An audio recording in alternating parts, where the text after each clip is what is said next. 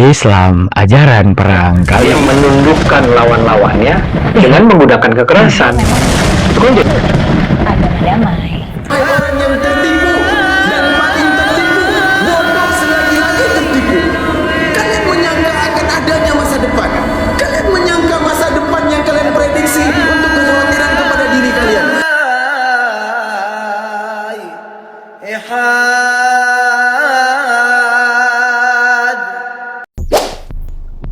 Oke, assalamualaikum warahmatullahi wabarakatuh. Kembali lagi di Almantiki Reaction. Kembali lagi di pembahasan si paling logika Kumaila.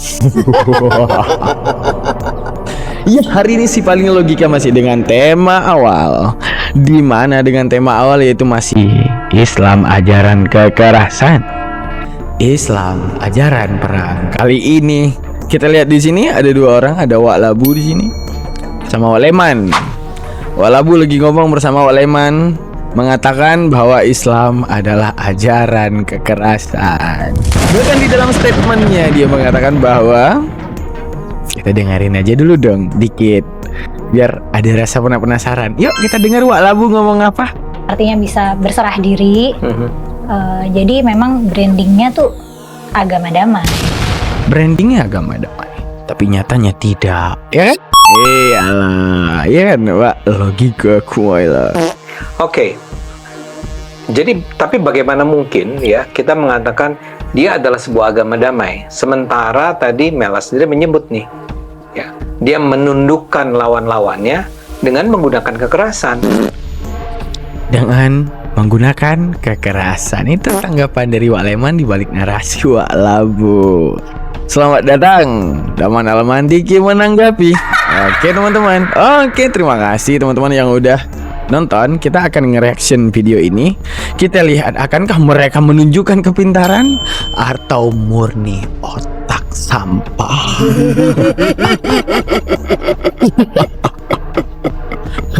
Oke teman-teman. Di sini statementnya yang pernah saya bahas di awal ketika saya mereaksi video Kumaila si paling logika. Udah saya reaction satu video dan ini reaction kedua. Banyak orang yang request, "Bang, request yang lagi ngomong sama Wak Leman." Wadai, Wak Leman. Oke, siap.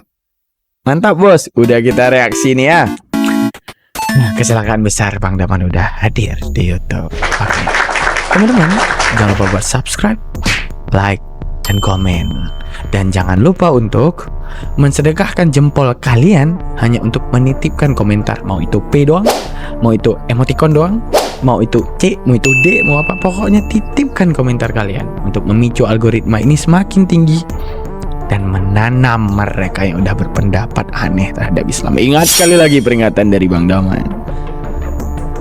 Bernarasi tanpa standar keilmuan itu fitnah yang keji untuk Islam. Mari kita buktikan. Oke. Jadi, tapi bagaimana mungkin ya kita mengatakan dia adalah sebuah agama damai, sementara tadi Mela sendiri menyebut nih, ya, dia menundukkan lawan-lawannya dengan menggunakan kekerasan. Itu kan jadi kontradiktif dong. Kalau misalnya kita melihatnya dengan kacamata modern sekarang gitu ya, dimana perang itu bukan norma, kita akan ngelihat ini nggak benar nih. Nah, tapi saat itu mah Coba kalian perhatikan narasi si Kumaila ini. Kayak ibaratnya gini, dia sedang menampakkan bahwa seakan keluguan di balik nya dia, seakan dia ini lagi nggak tahu ngejawab. Ibaratnya gini, nge-branding diri seakan Islam, ya, seakan-akan tidak bisa menjawab pertanyaan yang seolah-olah fakta yang dilontarkan oleh si laki tersebut. Ini fitnah. Udah nggak apa-apa, kita bongkar aja deng. Ya siap. Let's go. melihatnya dengan kacamata modern sekarang gitu ya, dimana perang itu bukan norma, kita akan ngelihat ini nggak benar nih. Nah, tapi saat itu mah tidak jadi kontroversi. Maksudnya Nabi melakukan banyak perang itu tidak dimasalahkan oleh masyarakat pada saat itu. Karena menurut kacamata moral orang saat itu ya itu normatif gitu. Banyak-banyak perang itu ya nggak apa-apa. Iya, Biasa. silakan. Mantap. Dan kalaupun misalnya bukan Islam perang untuk supaya powerful dan dominan, bangsa-bangsa lain, maksudnya suku-suku lain juga berperang gitu.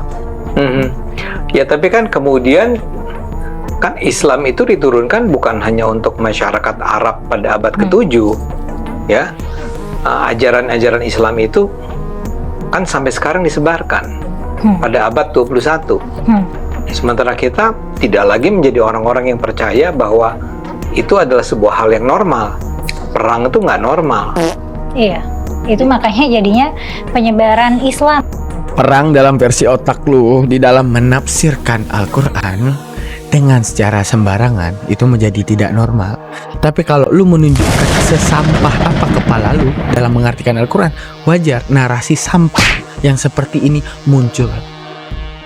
Bukankah di video aku yang pertama telah aku tunjukkan kepada kalian, itu maksud daripada ayatnya. Jikalau kalian tidak berhenti membuang otak sampah kalian. Kalau otak sampah itu dibuang, bercoba meneliti dengan versi bahasa original Al-Quran. Karena Al-Quran itu tidak turun di Medan, atau di Lampung, atau di Maluku, atau di Papua. Turunnya di Arab. Bagaimana kemudian kamu mengambil satu kesimpulan dengan bahasamu, sedangkan Al-Quran menyiratkan bahasa selain bahasamu? Logika Kumaila. Yang versi modern sekarang. Percaya bahwa itu adalah sebuah hal yang normal. Perang itu nggak normal. Iya, itu makanya jadinya penyebaran Islam yang versi modern sekarang itu sudah dimodernisasi. Kalau penyebaran Islam zaman Nabi masih ada kebutuhan agresi karena Perhatikan statementnya. Banyak hal-hal yang tersirat bisa muncul di sini, teman-teman. Perhatikan ya, kita ulang. Percaya bahwa itu adalah sebuah hal yang normal. Perang itu nggak normal. Iya, itu makanya jadinya penyebaran Islam yang versi modern sekarang itu sudah dimodernisasi.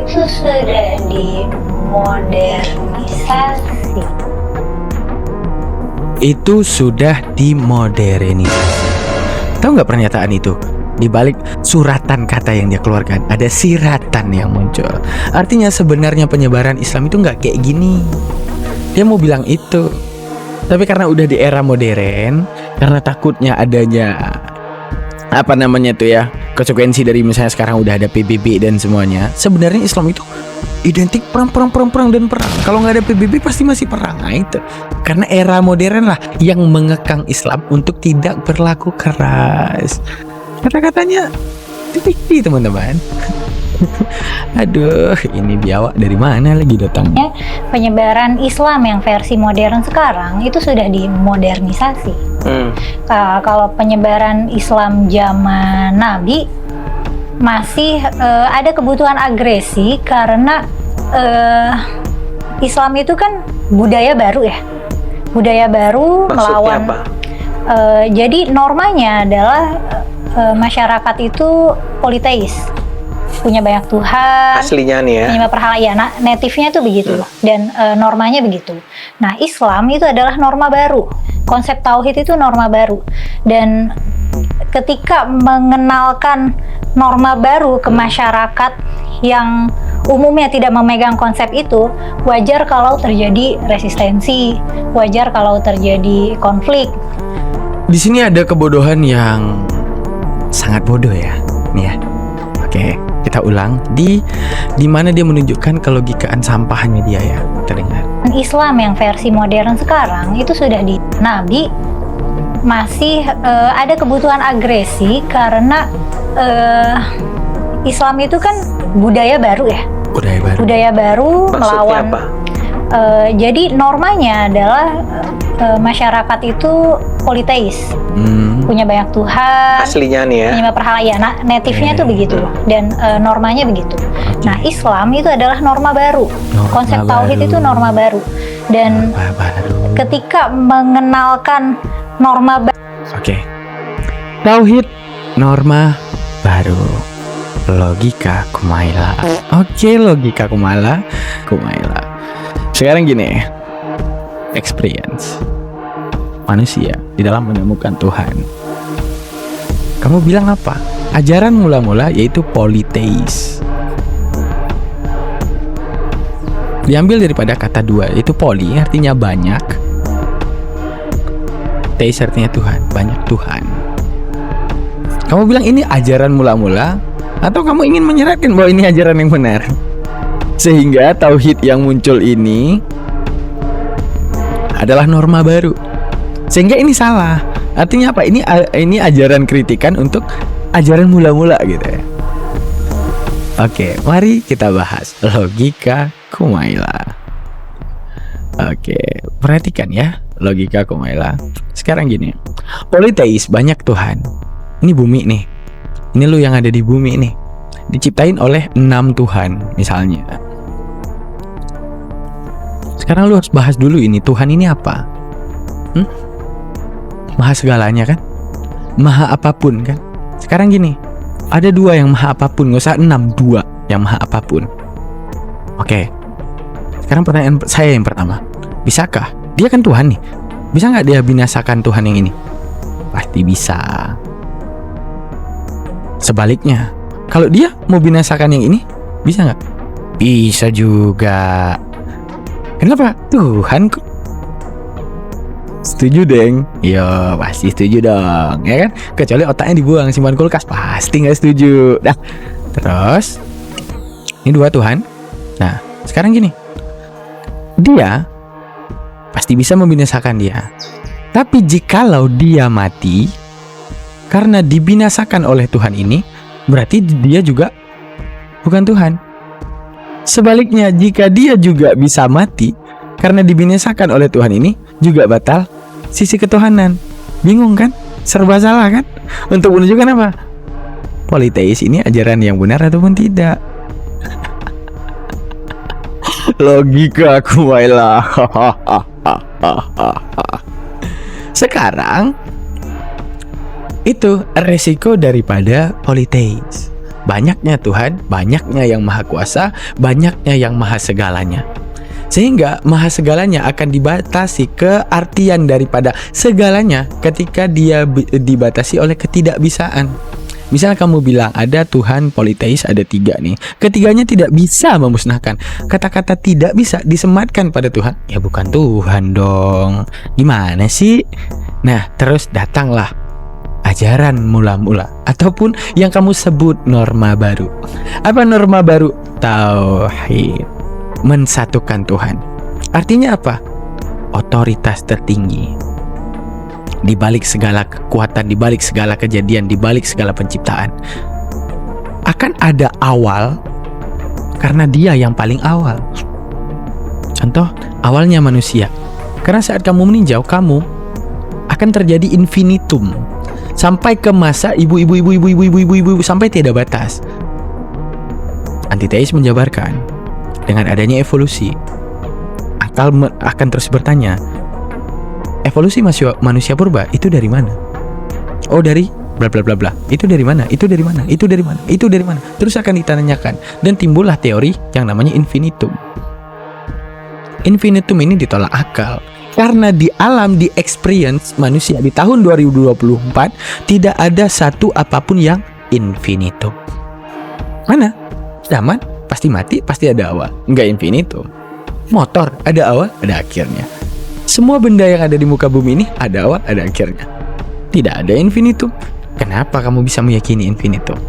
Maka menunjukkan apa? Karena adanya sang awal, maka adanya segala awal dari proses penciptaan. Untuk menunjukkan apa? Sang awal ini dialah yang tunggal tersebut. Tidak bisa 2. Kalau 2, probability yang tadi terjadi. Bisa saling memusnahkan, bisa saling untuk menciptakan. Jikalau dia musnah, maka bukan Tuhan. Jikalau tidak bisa memusnahkan, dia juga bukan Tuhan. Kan saling tolak belakang dong. Berarti kamu bilang apa? Tauhid norma baru atau kelogikaan daripada pikiran?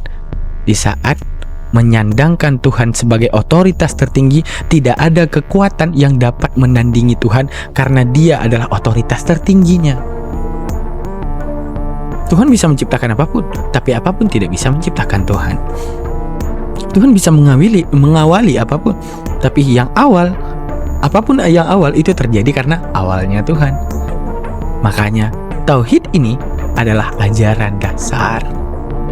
Kalau lu mau pakai akal dan isi akal lu itu bukan sampah, itulah yang membuat lu tahu kalau tauhid inilah yang sebenarnya manusia. Kata Allah, "Ma khalaqtul jinna wal insana illa liya'budun." Kau dan wa'labu itu diciptakan buat sembah Allah. Hari ini lu khianatin Allah karena apa? Lu khianatin akal lu. Tahu nggak, ini nih misalnya lu ya, ada monyet betina nih. Ada lu. Monyet punya tangan nggak? Punya. Monyet betina punya juga. Lu punya kaki nggak? Punya. Monyet betina punya nggak? Udah. Terus monyet punya akal nggak? Enggak. Lu punya akal nggak? Punya. Kalau lu nggak pakai akal lu sama nggak kayak monyet ini? Sama dong. Aduh, logika Kumaila. Untuk menunjukkan apa? Itukah logika sampah yang engkau suguhkan, wahai logika Kumaila? Oke, jangan bercoba lembut di depan orang yang paham tentang Islam ya. Oke, mari kita lanjutkan teman-teman. Baru ke masyarakat yang umumnya. Saya lupa closing. Berarti kesimpulannya, tauhid adalah ajaran di mana menstigma kembali akal Anda untuk kembali waras di dalam menjabarkan Tuhan. Tidak memegang konsep semacam tidak terhindar ya di situ gitu. Oke, taruhlah konflik tidak terhindar. Tapi kita gunakan contoh Yesus, Nabi Isa. Ya. Nabi Isa itu memilih untuk ya nggak usah perang lah. Kita sebarkan dengan nilai kasih. Siap. Orang diharapkan untuk secara perlahan itu akan menerima ajaran-ajaran dari Tuhan dengan cara yang damai, yang halus, yang smooth. Pertanyaan saya begini, kenapa? Kita dengar sekali lagi ya. Oke. Wak Leman udah ready dengan semua fakta yang akan saya tampilkan? Are you ready, Wak Leman? Oh, Wak Leman nyenggol Wak Leman. Wah, siap ya, Wak Leman ya. Oke. Kita ulang narasi dari Wak Leman. Ya, Nabi Isa itu memilih untuk ya nggak usah perang lah. Kita sebarkan dengan nilai kasih. Ya, orang diharapkan untuk secara perlahan itu akan menerima ajaran-ajaran dari Tuhan dengan cara yang damai, yang halus, yang smooth. Pertanyaan saya begini, kenapa Nabi Muhammad ketika itu, dan sementara Nabi Muhammad ini bukan seorang nobody ya, dia itu somebody di Mekah waktu itu, iya kan? Betul nggak saya? Kenapa dia tidak menyebarkan itu dengan gagasan aja, dengan ngajak bicara, ngajak dialog gitu ya? Oke, are you ready? Wak Leman? Oke, Wak Leman. Oke, saya buka data dulu ya Wak Leman ya. Ya, itu sering bantah dari ayat yang nanti saya tampilkan. Sebelum itu saya tampilkan ini dulu ya. Sabar. Ya, saya udah siap untuk perhatikan. Yohanes 10:30. Aku dan Bapa adalah satu. Di dalam Yohanes 1 ayat 1. Apa yang dikatakan dalam Yohanes 1 ayat 1? Bapak tahu logos? Bapak tahu logos nggak? Ini ada dua ya, logos. Oke, kita jabarkan apa itu logos. Mana tahu Bapak kurang ilmu juga dalam kekristenan mungkin ya. Oke, kita ajarin Bapak ya. Logos. Ada theos. Dalam bahasa original Bible. Logos ini apa? Ide, gagasan, dan kecerdasan. Daripada siapa? Si theos, ataupun si Bapak. Diwujudkan menjadi kedagingan. Otomatis. Ini idenya si theos, dan ini perwujudannya siapa? Yesus. Perwujudan daripada logos. Berarti idenya yang diwujudkan menjadi kedagingan, yaitu Yesus. Pertama, pertanyaan saya. Ide dan diri hakikat pasti sejalan. Contoh, Wak Leman dan pikirannya Wak Leman atau idenya Wak Leman. Wak Leman pengen bangun rumah, kan nggak mungkin Wak Leman bangun stadion bola, ya kan? Oke. Ketika itu Wak Leman juga berpikir pengen masak ayam. Kan nggak mungkin Wak Leman masak sayur kol. Menunjukkan apa? Ide dan Wak Leman sendiri itu berjalan beriringan dan setara. Makanya keluarlah dalil ini ya Wak Leman ya. Ini. Aku dan Bapak adalah satu. Setuju? Pasti setuju dong. Udah dijelaskan dengan versi gereja juga, versi Logos dan Theos. Oke. Wak Leman. Oke, kita tampilin lagi ya Wak Leman ya. Oke. Coba diperhatikan. Tuhan. Oke, Wak Leman. Coba diperhatikan di layar. Saya besarin di dalam 1 Samuel 15:3. Ajaran kasih dong. Kosa kasih kan. Kasih kan. Oke, jabarkan ajaran kasih ini. Aku dan Bapak adalah satu. Lu gak boleh kabur kemana-mana. Oke Wak Leman, coba dibaca. Jadi pergilah sekarang. Kalahkan orang Amalek. Tumpaslah segala yang ada padanya. Serem. Dan janganlah ada belas kasihan padanya. Bunuhlah semuanya. Laki-laki maupun perempuan. Anak-anak maupun anak-anak. Yang menyusu. Salah apa ibu itu lagi nyusuin anak? Lembu maupun domba. Salah apa lembu? Salah apa domba itu? Unta maupun keledai. Kalau ada kecoa gimana? Tumpas dong. Kok tiba-tiba ada lewat tokek? Ditumpas juga. Kok tiba-tiba ada burung merpati? Ajar. Kalau ada kuman basmi. Kalau tiba-tiba ada lewat biawak, ajar. Komodo, patahkan lehernya. Kosa kasih. Apakah Anda akan berdelik? Itu perjanjian lama. Hukumnya sudah tidak berlaku. Aku dan Bapak adalah satu. Bukankah perjanjian lama adalah perkataan Bapak? Bukankah perjanjian baru adalah kecerdasan Bapak? Bukankah hakikat dan kecerdasan berjalan beriringan?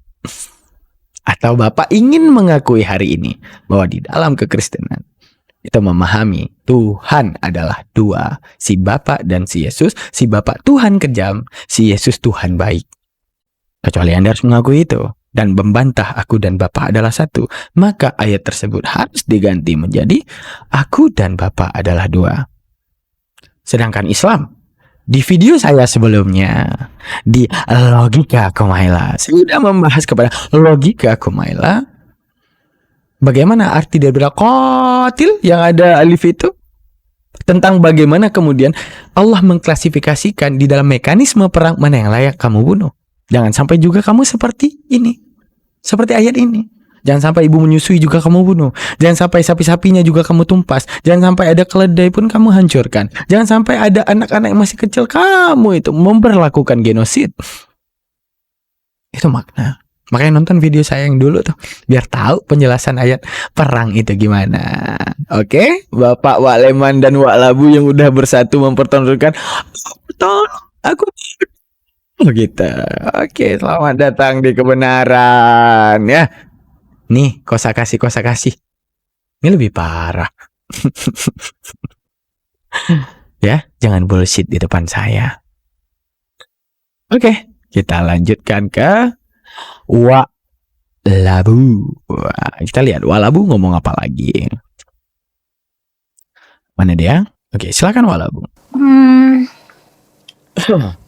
Aku tidak tahu secara detail ya gimana konteks sosial di tempat Yesus tumbuh ya di Yerusalem. Maksudnya saat itu tuh apakah mereka dikit-dikit perang. Itu yang ketika Bang Ade bilang Nabi itu perang sampai 27 atau 28 kali. Itu juga dalam waktu yang sangat singkat. Mungkin dalam span waktu 20 tahun gitu.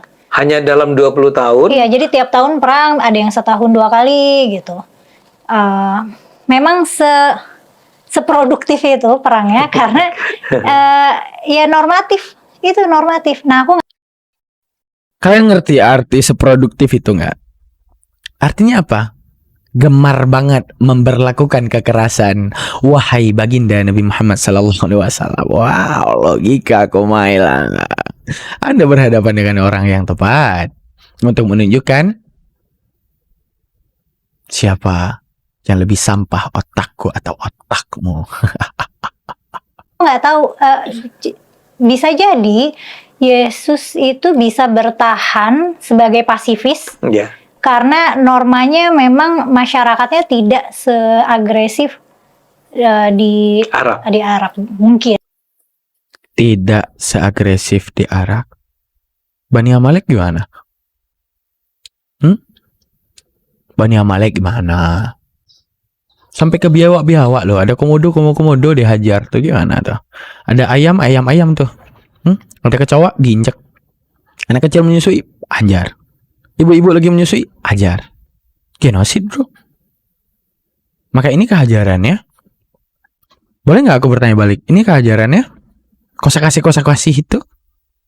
Kamu tahu nggak? Sekarang yang lagi gemparnya berperang, misalnya Israel misalnya. Tahu ya? Dengan Palestine. Apa yang kemudian terjadi? Genosida bukan? Genosid. Di tanah kelahiran. Siapa kelahiran? Kitabnya kalian yang ditulis dengan bahasa Ibrani. Kenapa itu terjadi? Bisa saya simpulkan dengan karena itu adalah ajaran? Gimana perasaan Anda?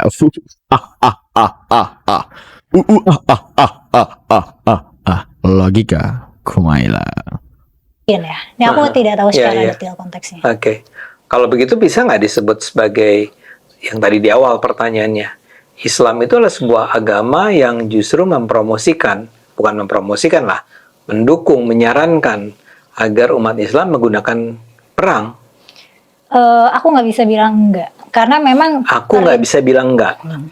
Artinya kamu setuju itu? memang Promosikan, bukan mempromosikan lah, mendukung, menyarankan agar umat Islam menggunakan perang. aku nggak bisa bilang enggak. Aku nggak bisa bilang enggak. Coba disimpulkan teman-teman. Aku nggak bisa bilang enggak untuk menunjukkan apa? Memang Nabi Muhammad datang di muka bumi ini membawa ajaran perang dan kita diharuskan untuk bermusuhan. Wow. Logika Kumaila. Sekali lagi saya ingatkan. Nabi mengklasifikasikan kafir dhimmi dan kafir harbi yang pernah saya bahas di video saya sebelumnya. Bukankah itu wujud kasih sayang daripada Islam? Di balik ayat kalian tadi. 1 Samuel 15:3 menumpas Bani Amalek sampai tidak tersisa apapun, baik anak-anak maupun ibu yang menyusui.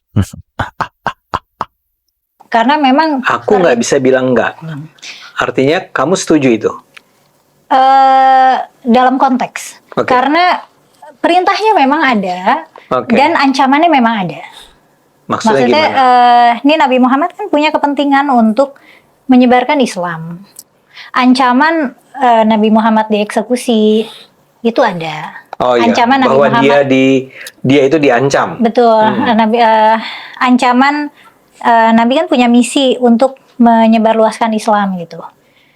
Dan ancaman itu ada, resistensi masyarakat itu ada.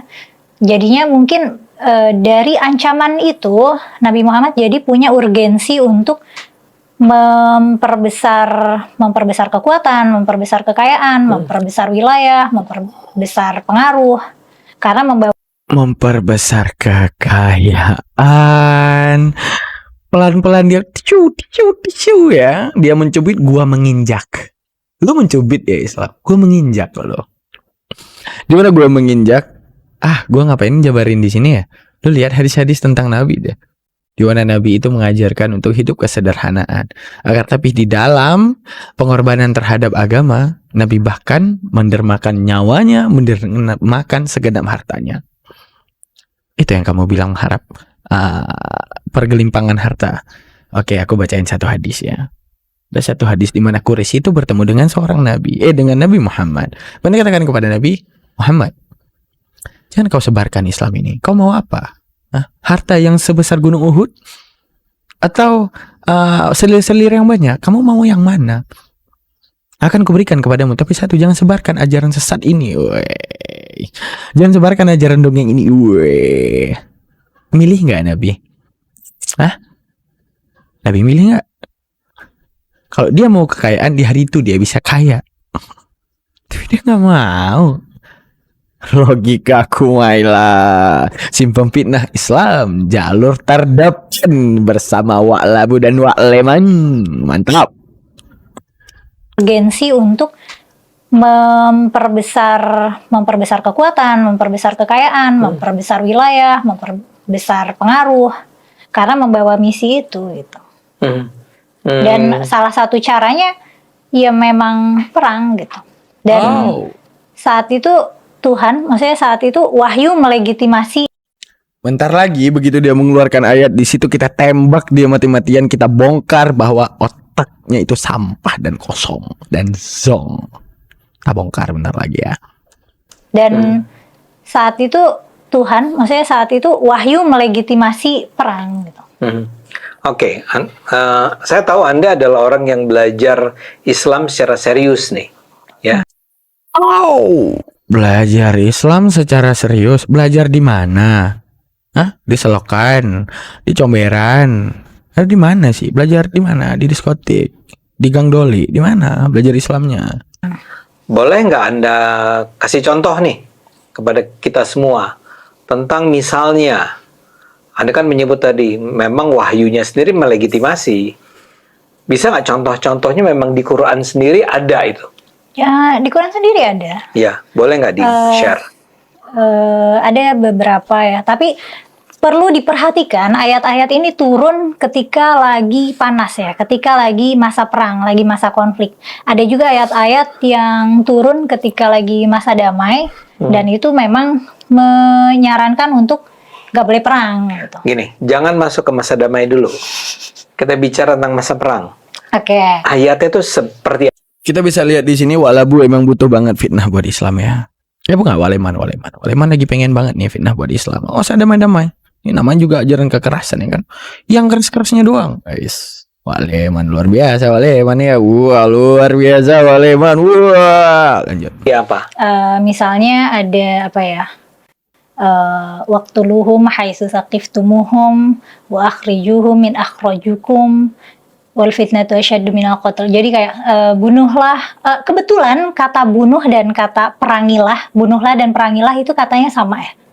Akar katanya sama. Jadi kayak perangilah orang-orang orang kafir gitu dimanapun kalian temukan, terus usir dari tempat di mana mereka mengusir kamu ya gitu. Terus ada juga misalnya apa ya? Cukup di situ. Logika Kumaila. Oke, kita dengar sekali lagi. Jangan nanti kita salah dalam menjabarkan. Kita dengar dia bilang akar katanya sama. Jadi akar kayak katanya perangilah. sama. Yakin loh? Yakin loh kalau lo itu emang sedungu itu. Oke, kita jabarkan. Logika Kumaila. Dimana kan udah kita bahas ya di video sebelumnya, tapi kita bahas lagi. Dimana di sini dia bilang asal kata bunuh dengan asal kata perang itu sama. Kamu tahu nggak apa? Akan diberikan makna perang jikalau kalimatnya itu ada di imbuhan qatil, qatala, ataupun dimahmuskan. Arti dimahmuskan ketika ada alif takdirat dan kalimat itu disambungkan seperti ini. Nah, ini mahmus namanya. Oke. Ini baru diartikan perang. Kenapa? Karena alif-alif ini, alif mahmuzah ataupun alif ini, masyarakat Bani Isnin. Artinya apa? Ada imbuhan saling. Jika terjadi saling, berarti bukan satu pihak. Berarti ranah pemahamanmu di balik fitnahan terhadap Islam, seakan-akan Islam itu sepihak di dalam hal tersebut. Yang Islam tahu kekerasan, permusuhan. Jadi sebelah pihak dipandangnya Islam karena narasimu. Padahal Allah menjabarkan ini dalam konsep musyarakah baina isnain, di mana kalau asal kata daripada kata qatala ini artinya bunuh sebelah pihak. Kalau katala doang. Tapi kalau ada mahmudat, atau ada alif, namanya alif musyarakah, maka ini akan diartikan perang. Karena arti perang itu dua belah pihak. Sungguh keji Anda memfitnah dengan kebodohan Anda. Kita lanjutkan, kita dengarkan lagi narasi kosong daripada bocil kosong ini ya. Walabu dan waleman. Lah orang-orang orang kafir gitu dimanapun kalian temukan, terus usir dari tempat dimana mereka mengusir kamu ya gitu. Daripada di mana tempat mereka usir kamu. Oke, kita jabarkan. Emang yang Anda baca di antara arti ghazwah apa? Atau enggak ghazwah? Perang ya. Ghazwah Khandaq, ghazwah Badar. Yang Anda tahu apa perang? Jadi yang Anda klaim itu apa? Sepihak gitu ya. Sepihak. Yang Anda mau dogmatis penonton Anda apa? Islam menyebarkan ajarannya, datang perangi ambil pedang penggal. Yo, sepihak kan? Padahal di ayat itu justru mendukung bahwa Islam itu membela bukan menyerang. Dari mana kita pahami? Ya, lu tahu ini nggak? Pernah belajar bahasa Inggris nggak? Past tense, future tense, present tense. Bahasa Arab pun sama loh. Ada yang namanya madi, ada yang namanya mudhari, ada yang namanya amar. Madi ini apa? Hal yang telah lampau atau yang telah lalu. Di mana di ayat tersebut di kalimat menyebutkan mereka yang telah mengusirmu. Artinya apa? Ketika mereka mendeklarasikan perang karena tidak setuju dengan ajaranmu, kamu boleh membentengi diri dan usir mereka di tempat kamu mau diusir. Arti madi apa? Karena terjadinya keberlakuan tersebut, maka kamu harus membela. Artinya itu bagaimana? Artinya kalimat di tempat mereka mengusirmu. Ya, di tempat di mana mereka telah mengusirmu. Sekarang gini. Oke, ini Islam. Oke. Sabar, coba lihat. Oke, ya. Elah, nggak ada pinnya. Ya. Kita ulang, Deng. Oke. Oke. Oke, narasi daripada kamu seakan-akan mendogma dan menstigma orang bahwa Islam adalah perang.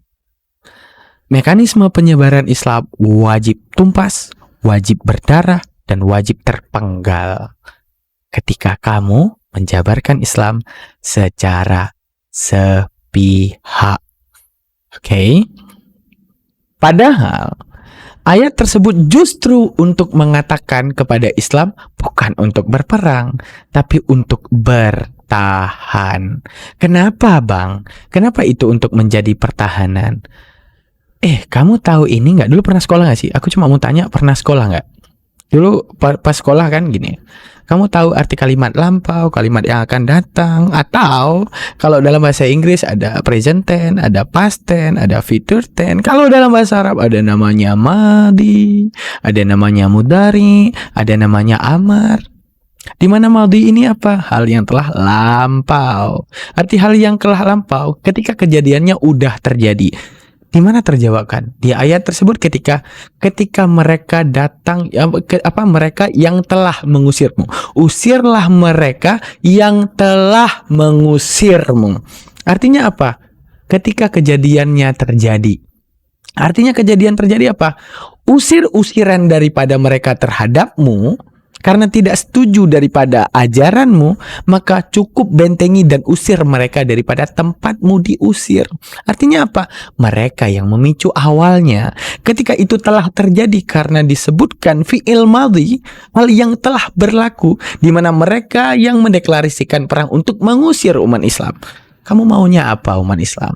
Menyerahkan kepalanya? Kamu maunya apa orang Islam? Menyerahkan lambungnya untuk ditusuk. Kamu maunya apa orang Islam? Mati ditumpas dan diperdarah-darah oleh mereka? Itukah yang kamu mau? Kamu mau Islam sebotol kamu? Kamu mau? Bahkan di situ ayat untuk bertahan. Artinya ayat bertahan. Contoh nih. Ayat itu berlaku gini. Islam menyebarkan ajarannya. Di mana bukti kelembutan Islam? Penyebaran awal Islam dakwah secara sembunyi-sembunyi. Begitu udah banyak dakwah secara terang-terangan. Main pedang nggak? Main pedang nggak? Yo ndak ada dong.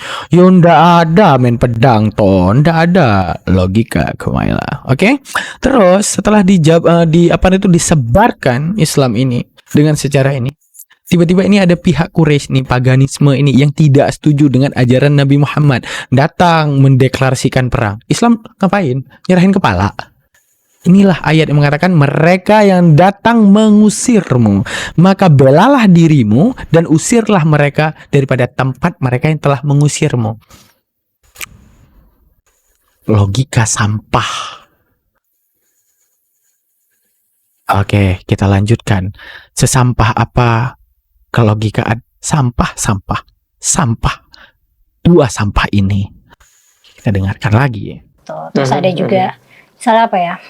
Tadi apa? Perangilah dan bunuhlah itu Dan secara bunuhlah. etimologi Sama masalahnya kata bunuh dan kata perang itu secara etimologi sama, pakai kotala sama katanya.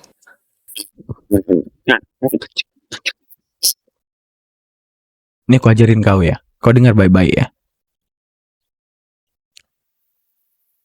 Kamu cuma kira bahasa Indonesia aja yang punya imbuhannya.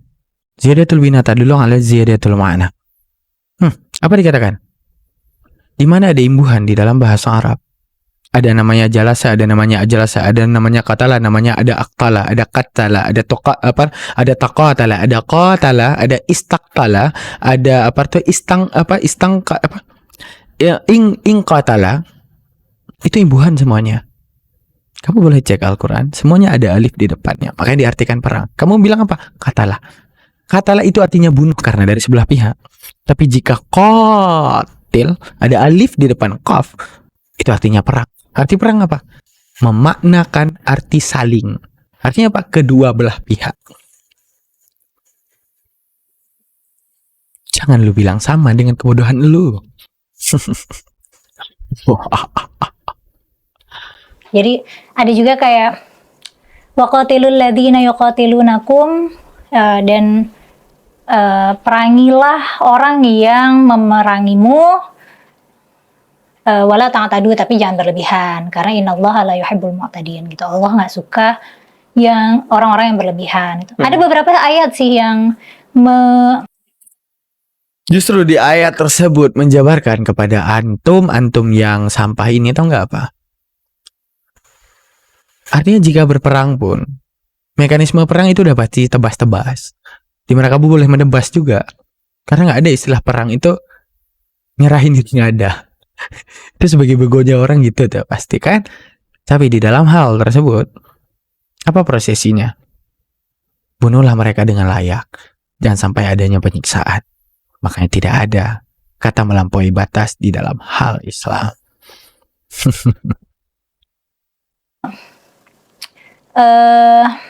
yang memang perintahnya tuh perangilah gitu. Jadi itu beneran ada perintahnya gitu. Ada perintahnya. Jadi memang Quran sendiri menyatakan perangilah dan bunuhlah, ya. Dan yang diperangi dan dibunuh itu adalah orang kafir. Orang kafir. Yang di sana definisi kafir itu adalah orang yang tidak berserah diri pada Islam, orang yang tidak menyerah pada Islam. Kalau orang bukan Islam itu masuk dalam kategori kafir nggak? Iya. Kalau dalam terminologi Aku mau tanya ke kalian, ini dua orang ini termasuk kafir harbi apa dhimmi sih? Udah halal darah nggak sih ini orang? Astagfirullah. Islam ya, orang kafir itu adalah non-Islam. Jadi dengan kata lain sebetulnya Quran memerintahkan umat Islam untuk memerangi orang non-Islam. Oh, aku harus koreksi nih. Jadi ada juga orang Yahudi dan Nasrani yang secara terminologis disebutnya ahlul kitab. Jadi ada ahli. Hah?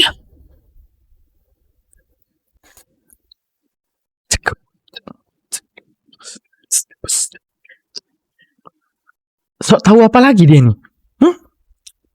Kata Allah dalam Al-Quran, am taquluna anna Ibrahim wa Ismaila wa Ishaqa wa Yaquba wa asbata qanu hudan aw nasara.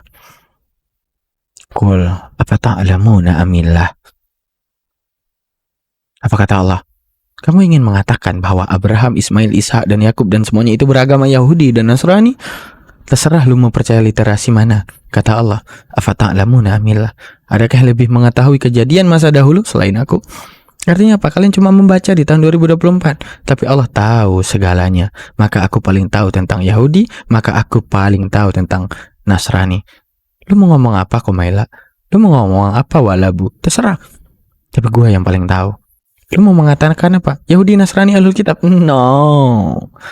Ahlul Kitab itu adalah orang yang kembali kepada ajaran Musa, orang yang kembali kepada ajaran Isa, yang tidak sekalipun menuhankan Isa dan tidak sekalipun menuhankan Yesus dan tidak pernah menjuluki Musa sebagai anak Allah. Gimana mereka itu? Ada kecemburuan pribadi memang teman-teman. Arti kecemburuan pribadi gini.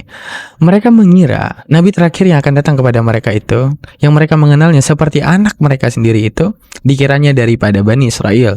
Ternyata daripada keturunan Ibrahim yang kedua, yaitu Ismail, hingga melahirkan Nabi Muhammad. Disitulah letak kekecewaan mereka, karena Yahudi ini terkenal dengan kaum yang membanggakan kesukuannya. Maka saat itu, mana buktinya? Ketika Nasrani Najran bertemu dengan Nabi, apa panggilan Nasrani Najran kepada Nabi? Ya Rasulullah. Tidak pernah mereka memanggil ya Muhammad, tidak. Ya Rasulullah, padahal mereka Nasrani.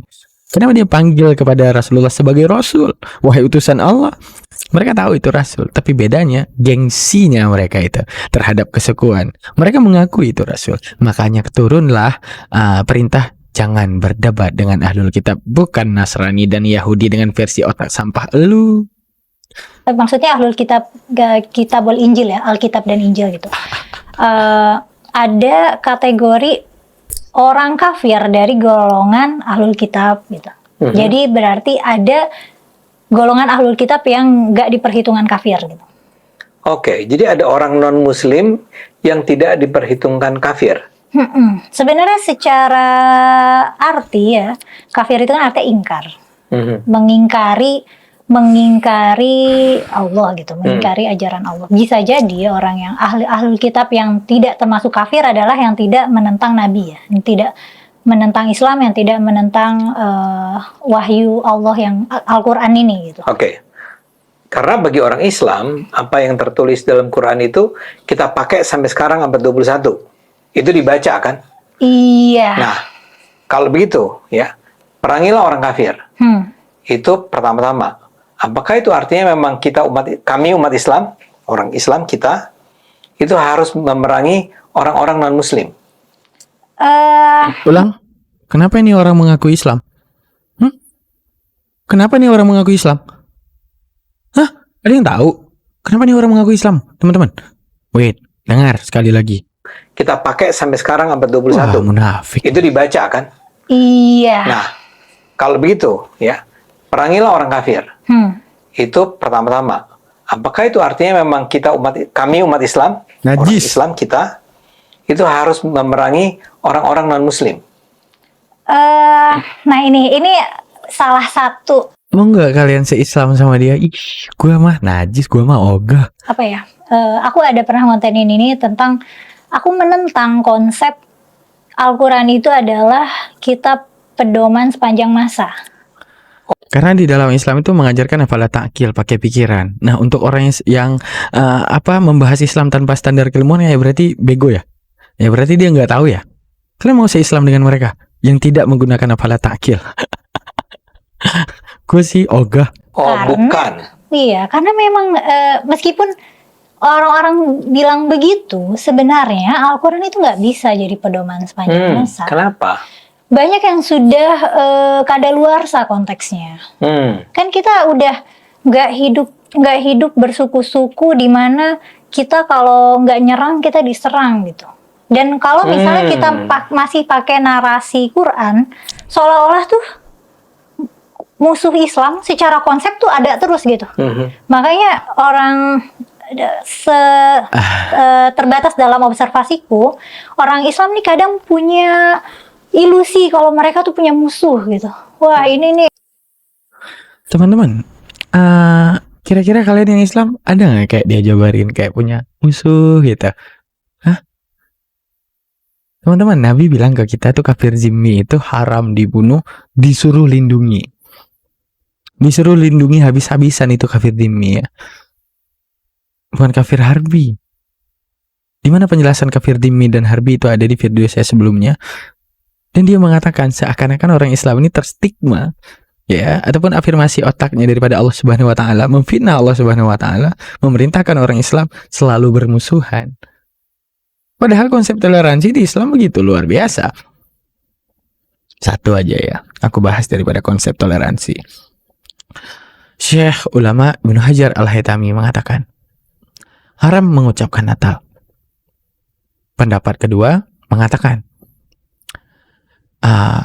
la ba'sa. Maksudnya gini, jika kamu mengucapkan tanpa dikasat, itu juga masih haram untuk diucapkan.